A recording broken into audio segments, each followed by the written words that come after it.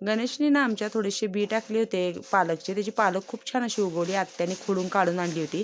सगळ्यांना श्री स्वामी समर्थ, स्वागत आहे तुमचं माझ्या एका नवीन छान व्हिडिओमध्ये. तर पालक, आळूची पानं, हरभरा डाळ असं घातलेलं आहे शिजत. तर मी काय करणार आहे, आज पालकची गरगटून भाजी बनवणार आहे. तर इकडे काय केलेलं आहे मी, हे पण केलेलं आहे, घेवड्याच्या थोड्याशा शेंगा पण नीट करून ठेवल्यात.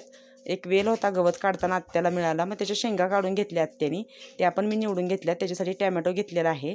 धुवून नंतर काय करायचं, कढईमध्ये जिरे मोहरी लसूणची फोडणी घालायची, टॅमॅटो घालायचे, शेंगदाणे इकडे आत्यानी मला हे करून दिलेत, फोडून दिलेत. मिरची मी त्या पालकच्या भाजीसाठी घेतली आहे. पालकची भाजी पण गरगटून छान थोडीशी तेलामध्ये जिरे, खुडलेला लसूण घालायचा आणि जी मिरची कुटून घातली ती घालायची. थोडंसं घातलं तर बेसन पीठ आणि ज्वारीचं पीठ घालून गरगटायची, म्हणजे छान भाजी होती. आणि वरून घालायचं शेंगदाण्याचं कूट.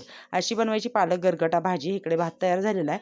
तर घेवड्याची भाजी मी कशी करणार आहे, कढईमध्ये तेल घातलं, जिरे मोहरी कढीपत्ता लसूण घातला, चिरलेला टॅमॅटो घालून छान परतलं, हळद मीठ आणि घरचा इसूर घातला, धुतलेला घेवडा त्याच्यात घातला, शिजल्यानंतर छान असं शेंगदाण्याचं कूट घातला आणि खाली घेतलेला आहे उतरून. कोथिंबीर नाही आहे, कोथिंबीर असल्यावर खूप छान भाजी होती. बाजारामध्ये कोथिंबीर आता जास्त महाग झाली, मला मिळाली पण नाही, कारण बाजूला विकायला जे होते ती कोथिंबीर संपलेली. तर असाच जेवणामध्ये बेत होता, घेवड्याची भाजी, भाकरी, भात आणि पालक गरगटा. तर भेटूया पुढच्या एका छान व्हिडिओमध्ये.